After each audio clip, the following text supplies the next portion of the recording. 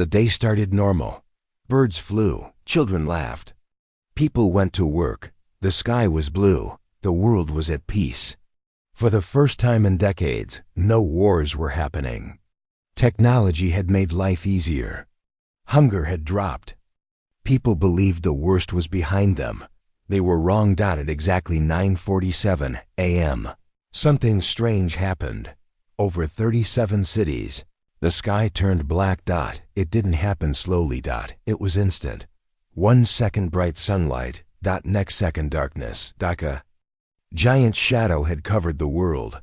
People stepped out of their homes and looked up. There was no sun. No clouds. Just a black wall in the sky. It wasn't natural. It wasn't weather. It was moving. A strange shape above the clouds in New York. A teacher named Lana Morse stood frozen on the school roof with her students. "What is that?" a boy asked. Lana couldn't answer. Above them, a massive black object slowly moved across the sky. It was not a plane. It was too big, no engine sound. No lights. The same thing was happening in Tokyo, Cairo, Mumbai, and 33 other cities. The same object, same size, same silent movement. The world reacts within 10 minutes. The world's governments activated emergency protocols. Fighter jets were launched. Satellites zoomed in. People were told to stay indoors. But the object didn't attack. It just hovered, like it was watching. Recording. Waiting. News channels went wild. Experts guessed it was a meteor, a shadow ship, a failed experiment, or a weapon. But none could explain why it appeared in 37 cities, all at once, all around the world. First contact then. At 11:23 a.m., it happened. All devices, phones, TVs, computers, radios stopped working. Then they turned on again, but the screens were black, and one sentence appeared. In white, glowing letters. "You have 48 hours. Surrender." That's all. No voice. No image. No explanation. Just the message. Again and again. "You have 48 hours. Surrender." Panic and fear. People screamed. Some prayed. Others ran to the streets. Looting began. Some believed it was God. Others believed it was aliens. The word invasion started trending worldwide. Governments tried to calm the public. "We are in control," said leaders, but they weren't. Not even close. In Washington, the president called an emergency meeting. "We don't know what it is," said the Secretary of Defense. "But we cannot surrender. We don't even know who's asking." Could it be a joke? Someone asked. The general shook his head. "No, we checked the satellites. These things are real. Each one is 5 times the size of our largest battleship. No heat signature, no weapons detected.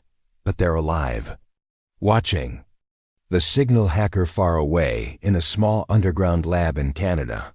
A young scientist named Ari Devrin was studying the signal. He was 27. Genius, quiet, obsessed with patterns. He didn't trust the government, so he worked alone.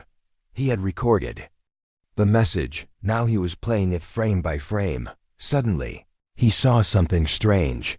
The signal wasn't alien. At least not completely. Part of it was human made. Old Earth tech. Maybe 30 to 40 years old. What the hell? He whispered. Military mobilized back at the Pentagon. Preparations had begun. Tanks rolled out. Drones took to the sky. Nuclear weapons were put on standby. But nobody wanted to be the first to attack. "What if it's a test?" asked one commander. "What if we attack and make it worse?" So they waited. Hour by hour. Every few hours the message would repeat. "You have 48 hours. Surrender." Nothing more. No demands, no face, no name, just a cold, digital warning. Whispers from the past. Late that night, Ari Devrin found something else. Inside the signal, in the frequency, there was a second layer, a secret message, encrypted in an old military code used by humans in the year 2042. It said, "They are here. The sky is the door. They are looking for it. Do not let them find it. Ari's heart raced. Who sent that message? And what were they looking for? What was it? The gray line rises while governments debated. A rogue group made its move. They called themselves the Gray Line. Former soldiers, hackers, and scientists. They didn't trust the government or the aliens. They believed Earth was being tested. They believed something ancient had been hidden on Earth long ago. And the arrival of the ships was not random. It was a hunt. And Earth was the hunting ground. The Gray Line began gathering data. Old files, abandoned projects, rumors of buried tech. They were planning something. Strange changes in the cities under the dark sky. Strange things began to happen. Animals became quiet. Birds disappeared. Machines stopped working. Gravity shifted slightly. In one town in Argentina, a little girl drew a picture of a black cube. When asked how she knew what it was, she said, "It talks to me in my sleep." In another place, a man vanished into thin air after touching a glowing rock near one of the ships. The countdown begins by the end of the first day. Fear had turned into chaos. Countries blamed each other. Religions claimed it was the end. Some people surrendered, already walked into the streets and dropped their weapons. Others began building bunkers. But the question remained, surrender to who? No face. No ship door. No aliens. Just the giant black walls in the sky. Watching. Waiting. Counting down.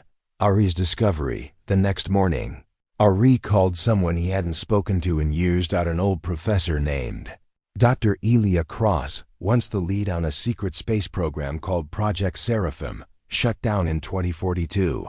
Did we build something? He asked her. There was a pause. Then she said, "We tried." Ari froze. Tried what?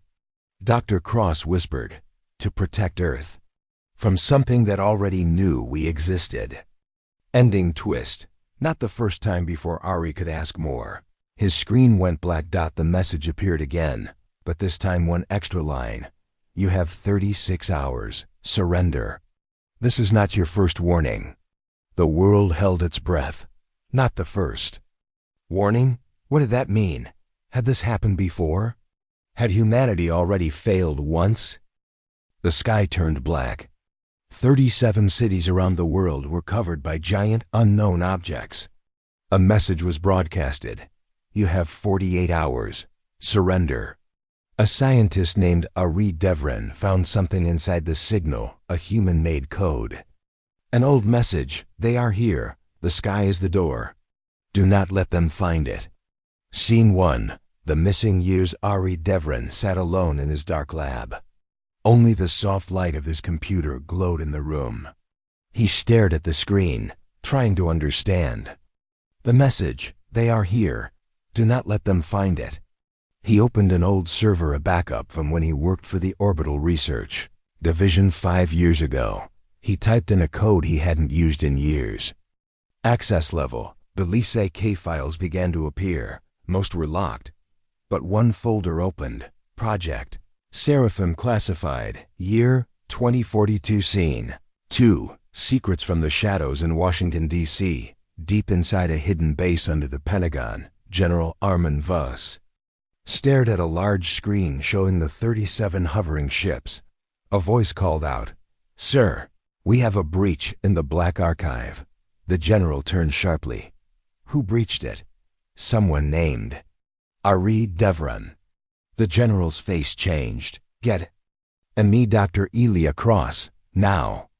Scene 3. A dangerous call. Meanwhile, Ari video called Dr. Elia Cross again. She looked older than last time, tired, afraid. You shouldn't be opening those files. Ari, she said, they're locked for a reason. I found the alien message. Ari said, part of it is from our tech. That's not a coincidence. Dr. Cross didn't answer right away. Finally, she sighed. In 2042, we tried to build something to protect Earth, she said. A weapon, a warning system, a gate. A gate? Ari asked. Yes, she said. We called it Project Seraphim. But something went wrong. We shut it down. buried everything. Ari's eyes narrowed. But what if the project didn't shut down? Scene 4. The Gray Line's hunting the shadows of society. The rogue group, the Gray Line, was growing stronger. They didn't trust the world leaders. They believed the ships came for something hidden, not for Earth itself. The leader of the Gray Line, a former space engineer named Juno Marek, spoke to her team. "They're not here to destroy Earth," she said. "They're here for what we found and tried to hide." She showed a map. It had 5 locations marked in red. Buried sites. Old labs, forgotten programs. Project Seraphim wasn't one place. It was global. Their next target, Site A13 Greenland. Scene 5. Echoes under ice. The Gray Line arrived in Greenland using stealth aircraft. Beneath thick snow and ancient ice, they found a hidden bunker. Rusty, frozen, locked. It took hours to get inside. Inside the bunker, silence. Old metal walls, long corridors, broken. Lights. But on the far wall, glowing faintly, a blue handprint scanner. Juno placed her hand on it. It scanned her. Then a voice echoed through the corridor. "Welcome back, Project Seraphim operative." Lights turned on. Machines woke up. And something deep underground moved. Scene 6. What is Seraphim? Back in Washington, General Voss and Dr. Cross met in a secure chamber. "We must destroy the Seraphim sites," the general said, "before they find them." Dr. Cross shook her head. "You don't understand," she said. "We created something. Back then, something beyond us. Weapons?" He asked. She looked scared. "No, messages, beacons, DNA-coded signals. We tried to call for help, and someone else answered." Scene 7. The truth inside Site A13. The Gray Line discovered a huge chamber. In the center, a floating cube of light. It was cold, but it felt alive. Voice spoke inside Juno's mind. "You found me too late." She stepped back. "Who are you?" The voice said, "I was the first, the key, the lock, the warning." The cube pulsed. On its surface, patterns formed. Ari Devrin, watching the livestream from Canada, froze. "That's not a weapon," he whispered. "It's a memory." Scene 8. Memory of fire. As the cube activated, it sent out a short-range burst of energy. Suddenly, the team saw visions in their minds. A planet burning, ships falling from the sky, a massive army made of light and metal. A voice screaming, "Protect the core. Do not awaken the Legion." When it ended, most of the team had collapsed. Juno was shaking. "What did we just see?" she asked. Ari replied from the screen, "I think we saw the past or the future." Scene 9. The countdown continues in the skies above the cities. The black ships still hovered. At 9:47 a.m., exactly 24 hours after their first appearance, the message changed. Now it said, "You have 24 hours. Surrender." But there was more. For the first time, a shape appeared. A humanoid figure, tall, silver, no face, broadcasted to the world. It raised one hand and pointed down. Scene 10. Mass response all over Earth. People watched the figure. Some dropped to their knees. Others prepared weapons. The United Nations met in secret. Some leaders wanted peace. Others demanded war. Then a new problem appeared. Site A13 had gone dark. No signal. No Gray Line communication. Something had gone wrong. Scene 11. The last message. Back in Ari's lab, he kept digging through old files. He found a video log labeled Seraphim Final Message. He played it. It showed a younger Dr. Cross speaking quickly. "If you're watching this, they found us again. We thought we stopped them. We didn't. Project Seraphim was never about fighting. It was about hiding Earth, making it invisible. But we failed. They followed the signal." Her eyes filled with fear. "They don't want war. They want the gate. They want to bring something through." The video glitched. Then one final line. "Do not let the door open." Scene 12. Frozen silence in Greenland. Only one member of the Grey Line escaped. Her name was Kaya Rell, the tech expert. She stumbled out into the snow. Bleeding. Her radio barely worked. She whispered, "They're not ships. They're locks. And they're unlocking. Something beneath us." Then the radio died. Scene 13. The return of Unit 1 in a secret room in Washington. General Vos activated a panel never touched in 47 years. A metallic pod rose from the floor. Inside it, a frozen figure. Tall, armored, sleeping. Dr. Cross entered the room and gasped, "You kept it?" She whispered. The general nodded. "I had no choice." The pod hissed open. The figure opened its eyes. They glowed white. It stepped out. And said, "Seraphim, Unit 1, online." Scene 14. A darker truth as night fell again. Ari sent one last message to all major networks. "I believe Project Seraphim opened a door long ago, not to aliens, but to something older. Something from our past. They're not visitors, they're returning." He paused. "Earth is not being invaded. It's being claimed." Ending. To west far in space, beyond the moon. A hidden satellite activated. It had not sent a signal in over 50 years. Now, it blinked once. Then sent a single pulse into deep space. Message: key located. Begin descent. In response, something moved. In the dark between stars. Something big, something alive, and it was coming to Earth. Earth was given 48 hours to surrender by mysterious black ships. Scientist Ari discovered part of the alien signal was human-made. He unlocked files from Project Seraphim, a secret 2042 program meant to protect Earth. The rogue group, the Grey Line, discovered a hidden Seraphim site under Greenland. A vision from an alien cube showed destruction and a warning: do not open the door. In the end, a forgotten weapon, Seraphim Unit 1, was reactivated. Now something far beyond Earth is waking up. Scene 1.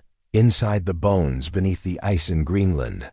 Site 13 had gone silent, but it was not empty. The last survivor of the Grey Line mission, Kaya Rell, crawled through a broken tunnel, covered in blood and frostbite. Above her, metal beams bent like paper. The alien cube had exploded, but not from the outside. It had called something old. And now, something was moving beneath the Earth. She turned a corner and saw it. A huge underground chamber. Walls were covered in strange symbols. And at the center lay a skeleton, the size of a building. Scene 2. The fossil that breathed. Kaya stared at the skeleton. It was not human. Its bones were made of metal and crystal. 6 arms, no eyes, a crown of spikes, and yet its chest rose and fell. It was breathing. Kaya gasped. "This thing, it's alive." The walls around the skeleton began to pulse with light. Then, the air changed. A deep sound rumbled from below. Not like thunder. More like a voice too big to hear clearly. Scene 3. Seraphim Unit 1 moves in Washington, D.C. Seraphim Unit 1 stood tall, 9 feet. Silver armor.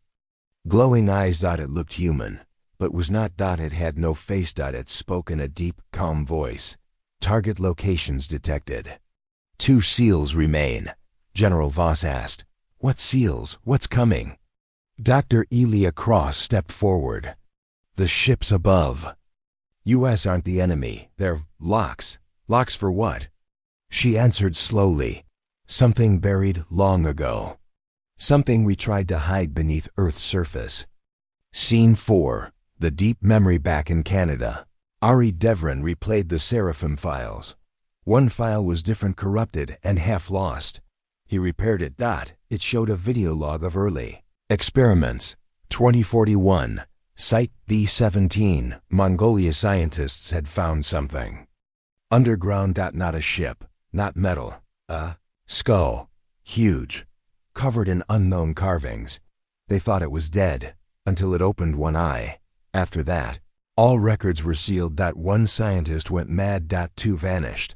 Ari paused the video and whispered, "We didn't create Project Seraphim to fight aliens. We created it to bury gods." Scene 5. Humanity splits as fear spread across the world. Humanity became divided. Some people demanded surrender. Others wanted to fight. Governments were split. In France, Germany, and parts of Asia, people began building temples to the ships. They believed the visitors were ancient protectors. In the US, Russia, and Brazil, resistance groups grew stronger. They called the aliens the Forsaken. But no one had answers. Only questions, and the countdown continued. 18 hours remaining. Surrender. Scene 6. Kaya's final message. Kaya Rel, still inside Sita 13, finally found a working radio. Her voice was weak. "This is Kaya. Sita 13 is a graveyard. The gray line, we're gone. But I saw it, the bones. They're not from space. They're from here, from Earth, long before us."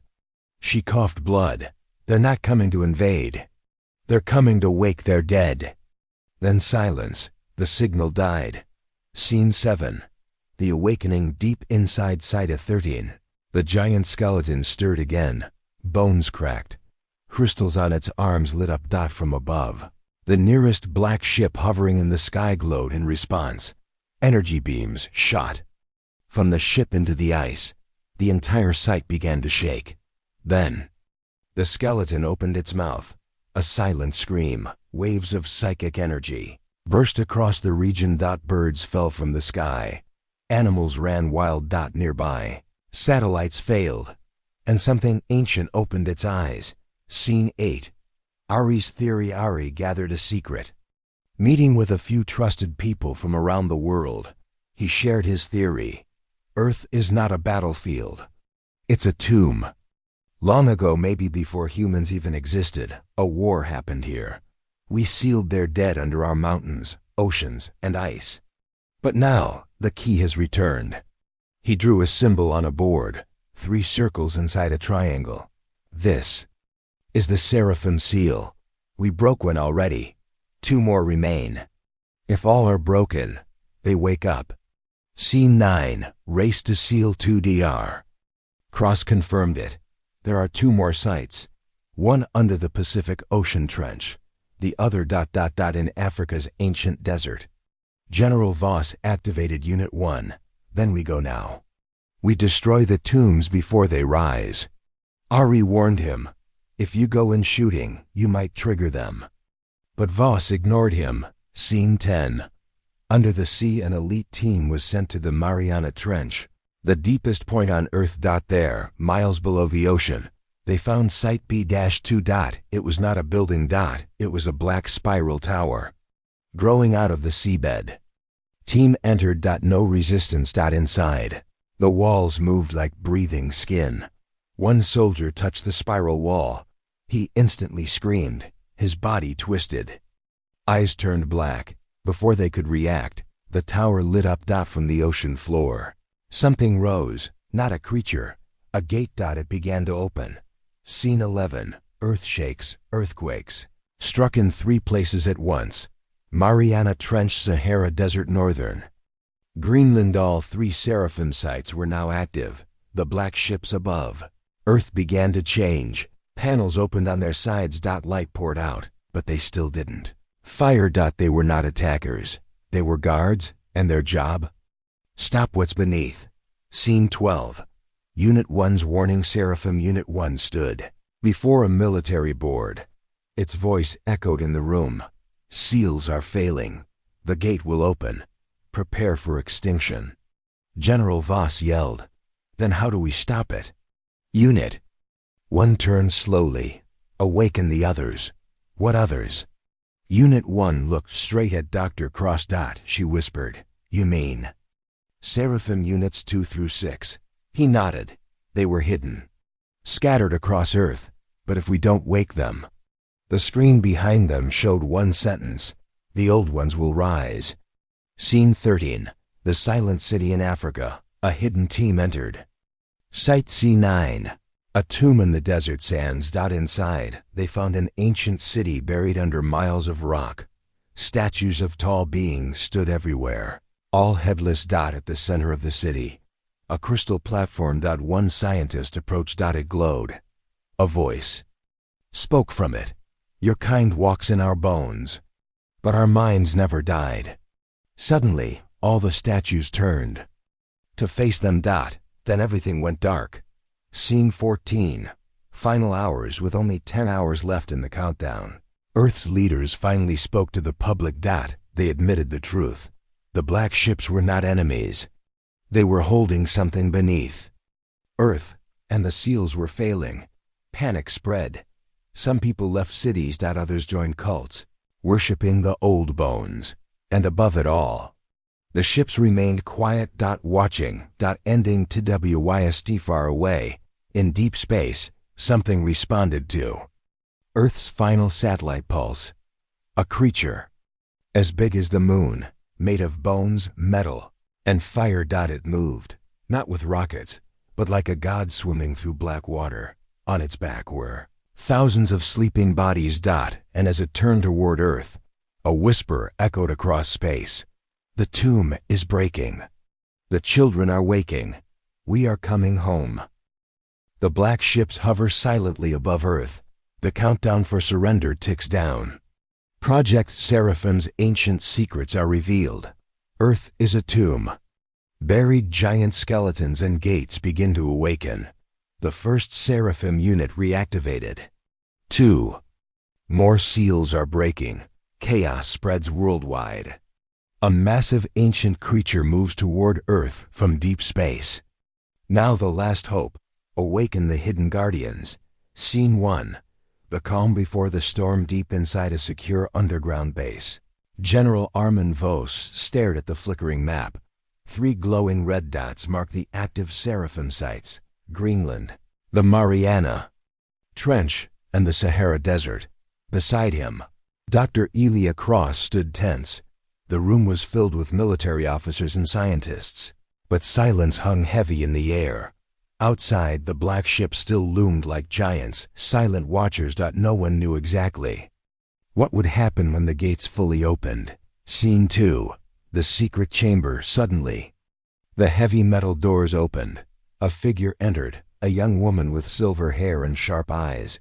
She was called Mira Kane, one of the world's top archaeologists and one of the few who believed in the legends of the ancient guardians. "General," she said firmly, "there's something you need to see." She led the group down a winding corridor and into a small chamber. Inside, old data disks and holographic projections floated in the air. "This is the research from 2040 to 2045, she explained. Project Seraphim wasn't just about weapons or seals. It was about guardians, ancient machines made to protect Earth. Scene 3. The Guardian's legacy. Mira pointed to a glowing 3D model. 6 giant figures stood tall, each different, but all powerful. "These are the Guardians," she said. "They were created from lost technology, a mix of human and alien science. One was Seraphim Unit 1, which you have reactivated. The other 5 were hidden across the planet, in deep caves, underwater, even in volcanic chambers. They have remained asleep for decades, waiting for the call." "General," Voss frowned. "Why were they hidden?" "To protect them from being used by wrong hands," Mira answered. "But now, with the seals breaking and the old threat rising, we must wake them all." Scene 4. The Awakening Protocol. DR. Cross approached the control panel. "We have the technology," she said. "We can send out activation signals. But it will take time. Time we don't have." General Voss clenched his fists. "We do this fast or we die waiting." Scene 5. Signal 1. The mountains of Japan. The first activation signal was sent to a remote mountain range in Japan. There, hidden beneath layers of stone and ice, lay Guardian 2. In a dark cavern. The ground trembled, metallic groans echoed. Suddenly, a giant figure emerged from the stone. It was taller than any building. Its eyes lit up. Glowing blue dot, it flexed its massive fingers and looked toward the sky. A soft hum filled the air.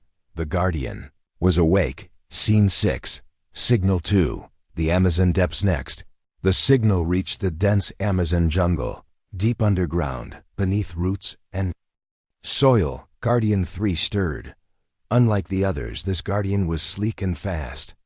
Shaped like a giant panther, its armor was covered in green. Moss and vines. It opened its eyes. Bright green lights flashed. The jungle animals stopped. The Guardian roared, a sound like 1,000 echoes. The earth itself seemed to answer. Scene 7. Signal 3. The Sahara's heart. In the burning heat of the Sahara, the third Guardian lay buried beneath an ancient temple. Guardian 4 was different, broad and powerful. Shaped like a giant beetle, its armor was black and shining like obsidian. When the activation signal hit, the temple walls cracked. Sand flew everywhere. Guardian 4 rose slowly, the ground shaking beneath it. It scanned the horizon and prepared for war. Scene 8. A world reacts. News of the awakening. Guardians spread worldwide.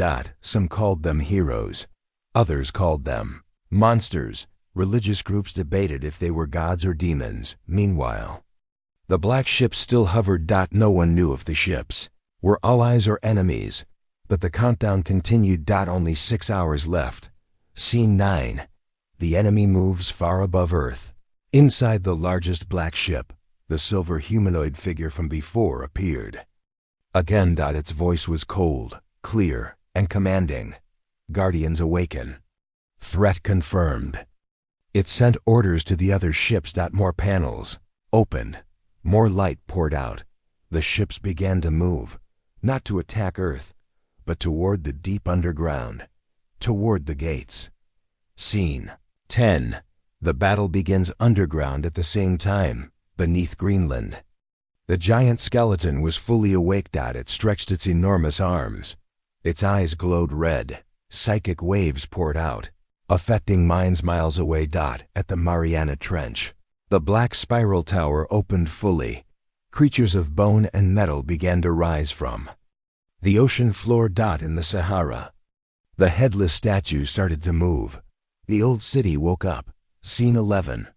Guardians versus the Ancient Dead. Guardian 2 in Japan marched toward the nearest gate. It met a wave of undead creatures, skeletons with glowing eyes and sharp claws. The Guardian swung its massive arm, crushing dozens instantly. Guardian 3 in the Amazon faced giant serpents, made of bone. It lipped and clawed faster than anything alive. Guardian 4 in the Sahara fought towering stone golems. Their blows shook the earth. The battle was brutal. Scene 12. Earth's last hope. In the underground base, Ari Devrin watched the battles live on his screen. He whispered, "We never understood the true enemy." Dr. Cross stood beside him. "It's not the ships. It's what they guard." General Voss nodded grimly. "If the Guardians fail, the old ones will rise." Scene 13. Unit 1's return. Suddenly, the ground shook. Seraphim Unit 1 awakened. Earlier, entered the command room. It stood silent, eyes glowing. "We have lost contact with Greenland," it said. "The skeleton grows stronger. We must prepare the last activation." Scene 14. The final Guardian. The last Guardian was hidden in a volcanic chamber beneath Iceland. Guardian 5 was ancient and powerful. Its armor cracked but glowing with energy. The activation signal was sent. The chamber exploded. The Guardian rose. Its voice echoed in the air. "I am the last shield." Scene 15. Countdown to midnight. With less than 2 hours left, the black ships began to descend. The old ones from beneath Earth prepared to break free. The Guardians marched to meet them. The world held its breath. This was not just a battle for Earth. It was a battle for the future of humanity. Ending TWS. Deep in space, the massive bone creature approached Earth. Its thousands of sleeping bodies began to stir. The silver humanoid from the ships watched it silently. Then a final message echoed across the galaxy. "The Guardians awaken." But are they enough? The Guardians are awakened, giant machines made to protect Earth. But the old enemy has also risen, ancient bone creatures, dead gods buried beneath the Earth. The black alien ships are not invaders, they are prison guards. Now as the countdown ticks to 0, Earth's final battle begins. Scene 1. Countdown ends. 0 hours, 0 minutes, and 0 seconds. The last second disappeared from the sky. Countdown. All around the world. People froze. Waiting. Watching. Expecting the black ships to attack. The ships didn't move. Instead, they opened. Not weapons. Not missiles. But light. Beams of light shot into the ground, into the ocean, into the tombs. And that's when it began. Scene 2. The gate breaks deep under the Mariana Trench. The spiral tower cracked wide open. From within rose a massive creature. Its body was made of bones, shaped like a centipede, hundreds of feet long. Its head was a skull with 10 burning eyes. Its name, lost to time, echoed in the minds of every human on Earth. Moraveth. The first of the old ones. Scene 3. Guardian vs. Moraveth. Guardian 3. The panther-like machine stood in the ocean trench. It saw Moraveth rise. It charged. Fast. Powerful. It leapt at the monster with glowing claws. But Moraveth struck. With its tail, a shockwave exploded underwater. Entire sea creatures died instantly. Guardian 3 was thrown back. Damaged. Still alive. It stood again. The battle had begun. Scene 4. Awakening. The final key. Back at the command base. Ari, Devrin, and Dr. Cross stood with Seraphim Unit 1. General Voss shouted over alarms. What's happening? Why aren't the ships attacking the old ones? Unit 1 answered calmly. They are not allowed to interfere. They are the Watchers. Then what do we do? Unit 1 turned its head slowly. There is one final key, the seed. Ari blinked. The what? The seed of Seraphim, a living code. The only one who can finish the lock. Where is it? Unit 1 looked at Ari. It is you. Scene 5. Ari's truthery stumbled back. Me? I'm just a scientist. Unit 1 walked closer. Your father was part of Project Seraphim. He used your DNA to create the seed. You are the failsafe. Dr. Cross gasped. That's why you could decode the alien signal. Why the cube reacted to you. Ari's hands shook. You want me to go to the gate? Unit 1 nodded. If you don't, Earth ends. Scene 6. The desert falls in the Sahara. Guardian 4 fought against massive stone golems. Each golem was 100 feet tall. But Guardian 4 was built for heavy force. It smashed them with steel fists. Golems fell like statues, but then the ground cracked. From beneath, another creature rose. Thalara, the Bone Queen. Her face was a broken mask. She held a staff made from human skulls. She pointed it at Guardian 4. A flash of red light. Guardian 4 stopped moving. Frozen. Scene 7. Guardian down. Back in command. Alarms rang again. Mira Kane shouted. Guardian 4 is down. Thalara used psychic code to lock its system. General Vos slammed the table. They're learning. Dr. Cross whispered. They're not just beasts. They remember us. They hate us. Scene 8. The hive wakes in Greenland. Kaya's last warning echoed. They are waking the dead. Now inside Site 13, the massive skeleton stood fully upright. It was taller than a skyscraper. It opened its chest. Inside were rows of small pods. They opened. Creatures dropped out. Not living. Not dead. Something in between. They were the first soldiers of the Bone Hive, thousands of them, marching in silence, heading north. Scene 9.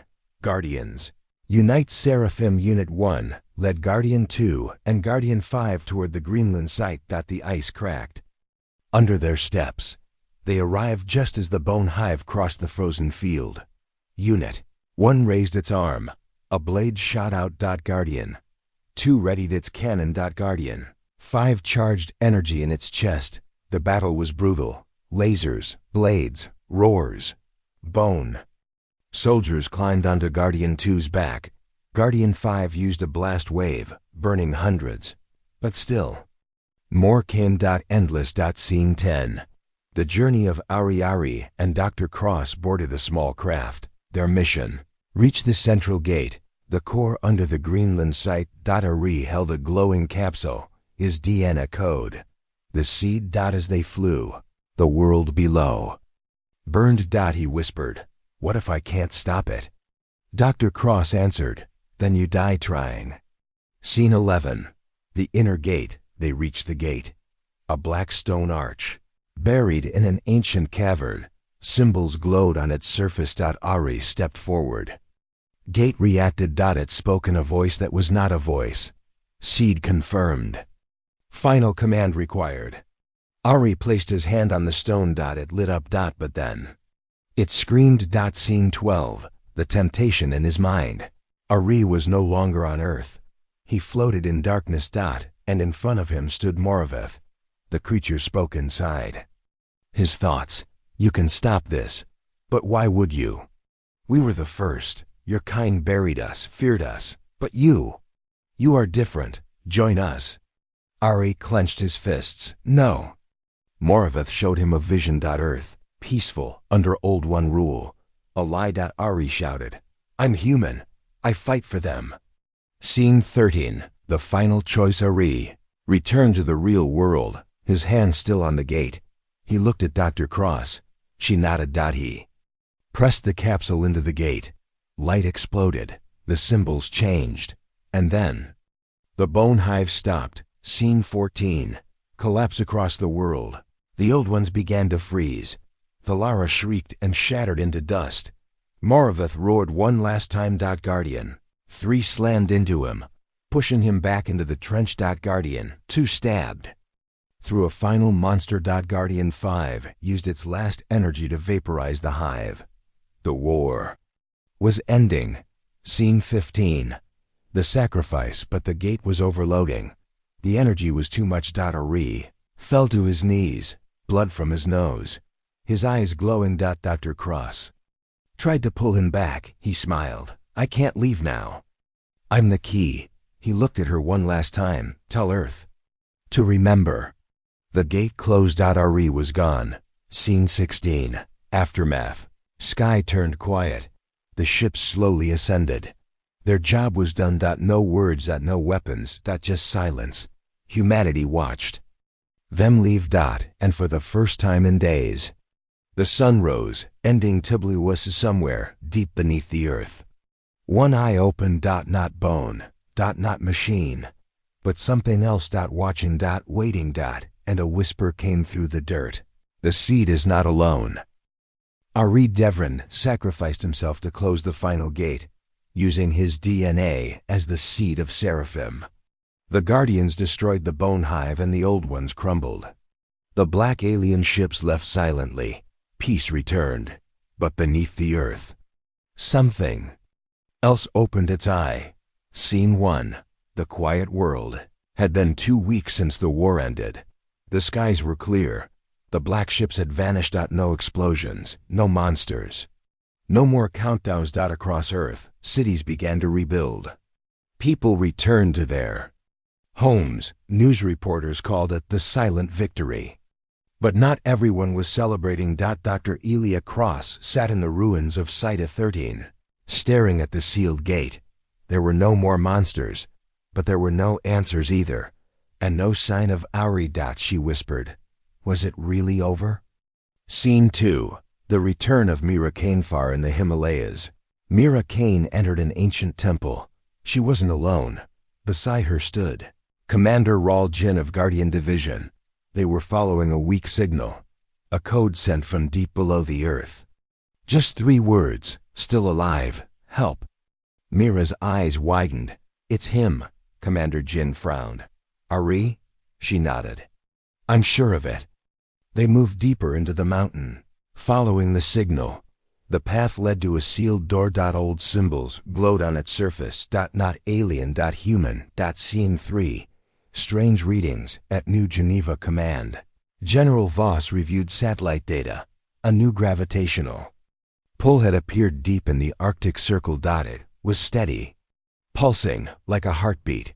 One scientist said, "It's like something woke up and is breathing." Voss ordered drones to scan the area. What they found shocked everyone. A giant crater, perfectly round, covered in black crystals. Inside, nothing moved, but the machines picked up a whisper, like a voice without sound. It said, "I see you. Seen." 4. Guardian Trouble. Guardian 2 had returned to Japan for repairs, but something was wrong. Its systems began to fail. Code appeared across its screen. Infection detected.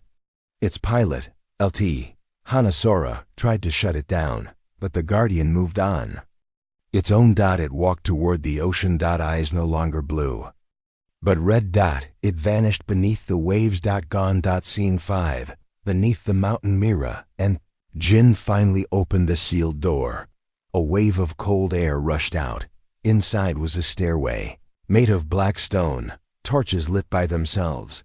They descended carefully. At the bottom, they found a massive chamber. In the center was a glass pod.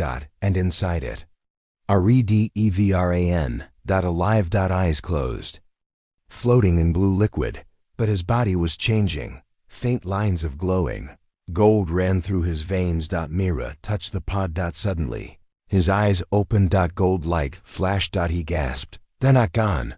Something else is coming." Scene 6. Ari's message. They carried Ari back to the surface. He was weak but conscious. Dr. Cross flew in to meet them. She hugged him tightly. "You're alive." Ari nodded slowly. "Barely." He explained everything. "When I closed the gate, I wasn't killed. I was pulled into another layer, a space between dimensions. There, I saw them.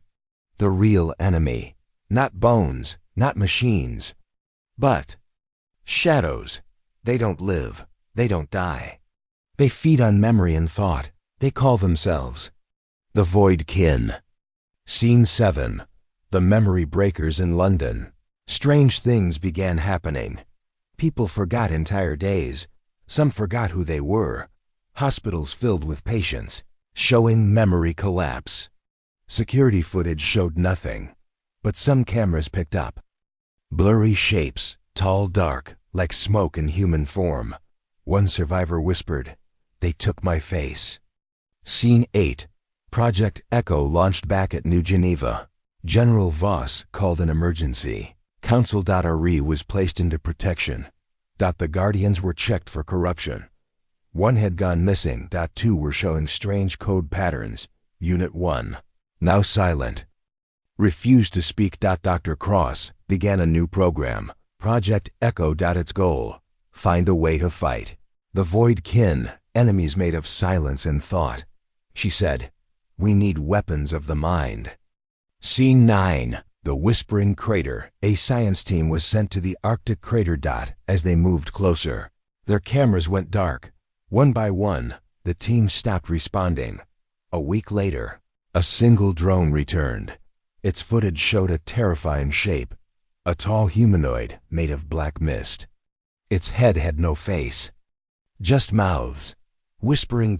Every whisper said a name, the names of the people from the science team. One by one. Over and over. Scene 10. Shadows in the sky all around the world. People began reporting dreams. Same dream, a voice calling their name, a black sky, and a feeling of falling forever. Some never woke up. Others woke up screaming. One child drew the shape. In her dream, a symbol never seen before. Ari saw it and froze. That's their mark. They're already inside. Scene 11. Ari's change. Myra noticed something new in Ari. His skin sometimes glowed faintly in the dark. He could feel when the shadows were near.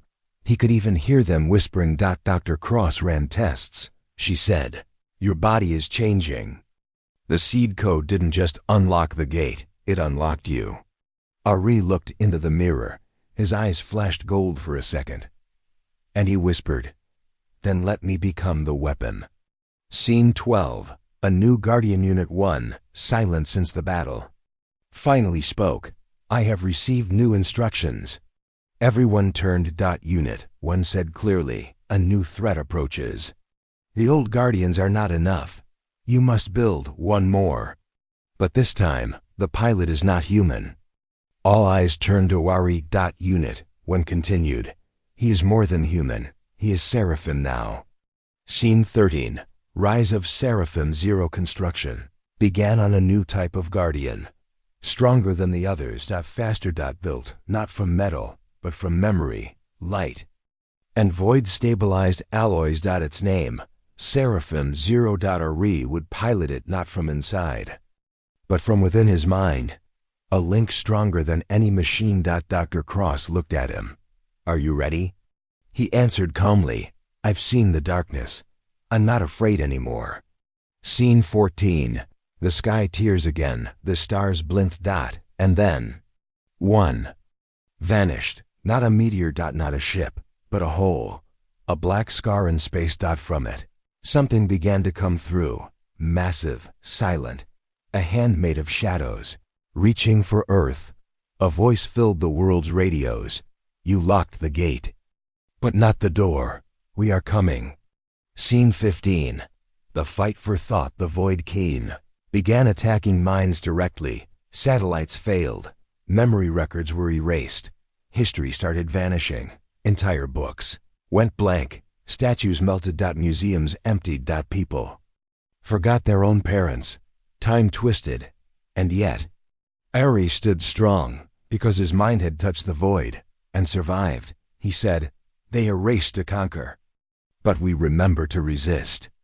Ending twist. The first MMO as Seraphim Zero activated. A final vision hit Ari, a child. A memory. Not his. An ancient world. Long before humans. He saw the void kin destroy a civilization, creatures of crystal and light. And one of those creatures ran from the destruction, carrying something. A small cube. The same cube Ari once touched. It had survived the end of one world, and now it had chosen him to save the next. Ari Devrin was saved, but his body is changing, becoming part of the Seraphim code. A new enemy has arrived, the void kin shadow beings that erase thoughts and memories. Earth begins to forget itself. To fight back, Seraphim Zero is built controlled by Ari's mind, but the void kin have already opened a door, and they are stepping through. Scene 1. First contact above the Pacific Ocean. Satellites picked up a black rift in space. From it, a massive figure stepped through, dark, smoky, faceless. Its arms stretched across miles. Every radio, every phone, every screen on Earth went black for 10 seconds. Then one word appeared: remember. People began screaming. Some forgot their names. Some remembered things that never happened. The mind war had begun. Scene 2. Ari's test inside Seraphim Zero's chamber. Ari sat in a floating chair. His mind was already connected to the machine. He closed his eyes. His thoughts traveled into the code. The Guardian's body moved without wires. Ari could see in every direction at once. His voice echoed from the speakers. I am online. Dr. Elia Cross whispered, he's ready. Scene 3. Guardian lost. Guardian 2 had vanished days ago after being infected by void code. Now it returned, standing near a city in Argentina. But it wasn't human anymore. It walked like a puppet. Its glowing red eyes scanned the buildings. Then it opened its chest. Black mist poured out. People below forgot how to walk, how to speak, how to breathe. Children cried with no sound. Parents didn't know their own kids. Seraphim Zero was launched. Scene 4. Seraphim versus corrupted. Ari flew Seraphim Zero through the sky like a thought. No engines. No noise, just movement. He reached Guardian 2. The corrupted machine turned its head. They stood face to face. And then the battle began. Blades clashed. Code screamed through the air. Black tendrils tried to reach Ari's mind. He pushed them out with memory pulses. He remembered his mother's voice, his father's laugh, and he pushed the darkness back. Seraphim 0 sliced through the infected core. Guardian 2 fell silent. Scene 5, but not Deadery, landed beside the wreck. He scanned the broken Guardian, but suddenly, the sky turned black. From the wreckage, a face formed in smoke. The Void Kin had only used the Guardian as a shell. Now it showed its true form. It had no eyes, no mouth. Just a shape. It spoke inside Ari's head. You cannot protect what you forget. You are a candle. We are the night. It attacked. Scene 6. Mind verses. Ari screamed, not from pain, but from pressure. The Void Kin didn't hit his body. Tried to crush his memories. He saw his first school. Vanished. His friend's name. Lost. His birthday. Erased. But he fought back. He locked onto one memory, his first flight test. The sky so clear, so blue. That memory turned into light. The light became a weapon. He struck the creature with a pulse of pure memory. It screamed and faded. Ari collapsed, but he had won. Scene 7. Cross's discovery. Back at the New Geneva base, Dr. Cross studied the Void Kin's energy signature. She noticed something strange. These creatures are not just feeding on thoughts. They're collecting patterns.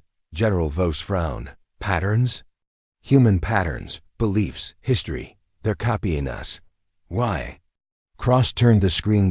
It showed a blurry image of a shadowed figure. Next to it, a perfect copy of Ari. Same face. Same eyes. But wrong, twisted. They're building their own version of us. Scene 8. The false memory city in the Siberian wastelands. A drone spotted something shocking. An entire city had appeared overnight. Not built. Not flown. Just appeared. Exactly like New York. Same buildings.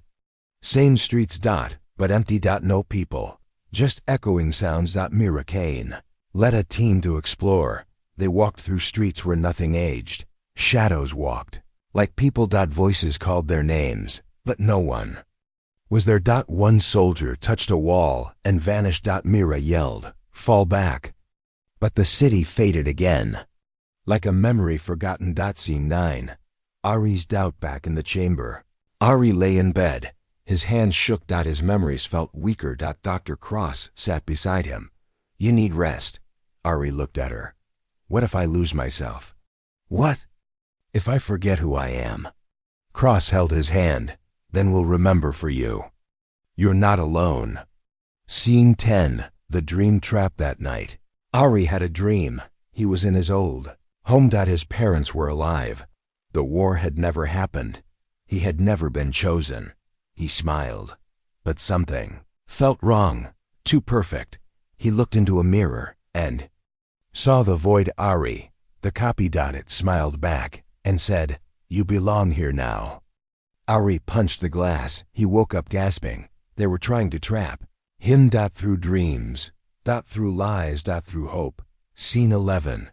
Guardian 0 upgrade. Seraphim 0 was upgraded. Now it carried a memory pulse cannon, a weapon powered by real thoughts. Each time Ari remembered something strong, the cannon charged. Cross explained, "Your best weapon is your mind. Never forget who you are." Scene 12. The battle at Black Lake. Void Kin forces appeared near Black Lake in Canada. They created forget zones, areas where humans turned blank within minutes. Entire forests fell silent. No birds. No animals. Just cold air and fog. Seraphim 0 arrived. 3 Void Kin stood in its path. One took the shape of Ari's mother. Another looked like Dr. Cross. The last was a shadow version of Ari himself. "You are not real," Ari said. "You are stolen lies." And he attacked. Scene 13. Thought is power. As Ari fought, he focused his mind. He remembered the first time he touched the Seraphim cube. Kaya's voice warning about the old ones. The look in Mira's eyes when he returned alive.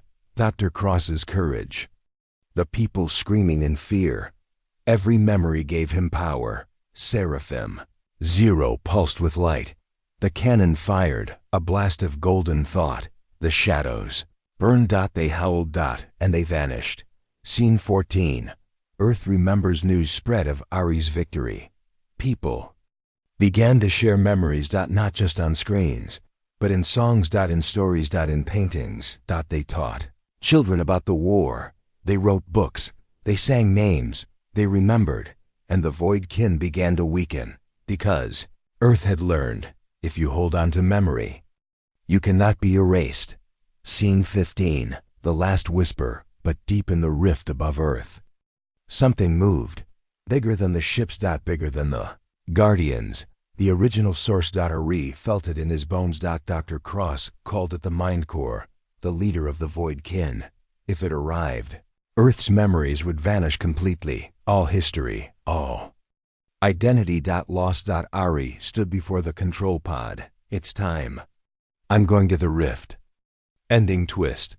The backup has Seraphim Zero prepared to launch. Mira Kane gave Ari a small cube.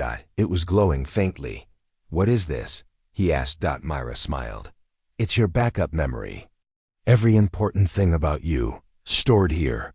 If they take your mind, we'll bring you back. Ari nodded. He entered Seraphim Zero and flew toward the darkness. One last thought echoed through his mind.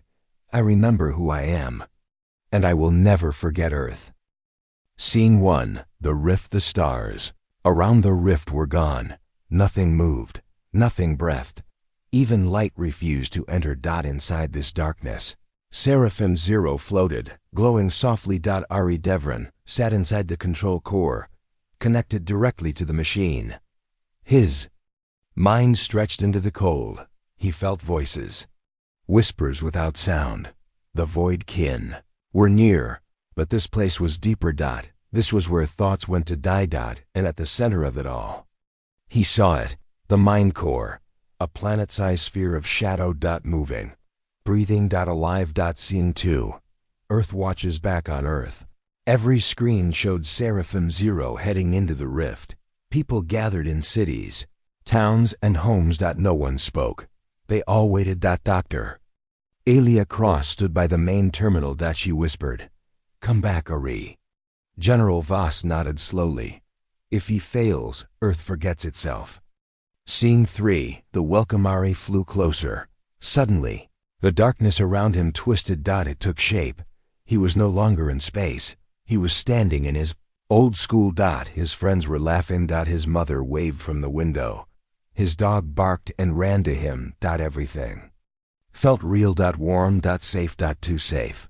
Ari blinked. No. You are not real. The world GLI to CHED. The school melted. The sky cracked, and a voice filled the air. You don't want pain. You don't need war. Stay here, Ari. Stay forgotten. Scene 4. The core speaks. Ari floated now alone, facing the massive Mind Core. It had no eyes. No shape, but it spoke through his memories. I have seen your kind. It said, you destroy, you forget, you fight each other. You call it humanity. We call it weakness. Ari breathed slowly. We are not perfect, but we remember. The Mind Core laughed. A memory is just noise. We bring peace, clean thought, pure silence. Ari replied, then why are you afraid of stories? Scene 5. Memory weapon. Ari activated the memory pulse cannon. But here in the rift, it flickered. His own memories were being drained. He forgot his first teacher's name. He forgot his favorite song. He forgot why he ever wanted to fly. His hands shook. No. He opened the small cube. Mira gave him. Light spilled out. Voices, faces, moments. You are Ari Devran, son of Nayla, student of Cross, chosen of the Seraphim. The cannon glowed again. He fired. The Mind Core screamed. 1,000 dark shapes exploded outward. But it was not enough. Scene 6. The void. Ari returns from the darkness. Stepped a familiar shape. It was Ari. Same face. Same eyes. But colder. It smiled. I am what you could be without pain, without fear, without failure. You're just noise. I am peace. Ari raised his blade. Peace without self is not peace. They clashed. Sparks flew. They moved faster than thought. But Ari began to weaken. Every hit took a memory. He forgot what Mira's voice sounded like. He forgot the taste of rain. He fell to one knee. The copy walked forward. Goodbye, memory. Scene 7. Earth remembers on Earth. People began to chant. Small children told stories. Old women wrote names in the sand. Soldiers sang war songs. Artists painted cities. They remembered. The energy rose. Dr. Cross uploaded the memory wave through the orbital satellites. Send it to him, she said. Let him remember us. Scene 8. The light returns in the dark. Ari felt the warmth. Stories filled his mind. He saw the faces of the fallen, the dreams of the living, the hope of those unborn. He stood up. Glowing. You are not me, he said to the copy. You're just fear. And he struck. One final blast. The copy shattered. Gone. Scene 9. The final blow. The mind core roared. It grew larger. Trying to swallow Seraphim Zero whole. Ari closed his eyes. I will give everything. He poured all his memories into the cannon. All of them. Childhood. Friends. Love. Loss. Victory. Fear. It was his last act. And he fired. The light was so strong. The rift itself began to collapse. The mind core shattered into pieces of fading shadow. Scene 10. Silence for a moment. The galaxy was silent. Then the rift closed. The sky returned. And Seraphim Zero drifted alone. No signal. No Ari. Scene 11. The backup back in New Geneva. Mira held the memory cube. It began to glow. Inside it, a small hologram played. Ari's voice. If you're watching this, then I'm gone. But I gave them something they can never erase. Our story. Don't cry, remember. Scene 12. A world restored 1 year later. Humanity had changed. No more wars between nations. No more forgetting. People told stories again. Memorials were built. Children learned history with pride. And in a quiet garden, a statue stood. Ari, Devran. Eyes to the sky. Below it, one word was written. Remember. Scene 13. The seed, deep in a hidden chamber.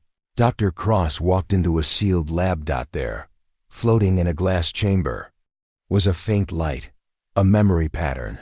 A voice whispered.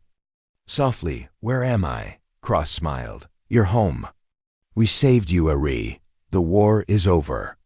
The end.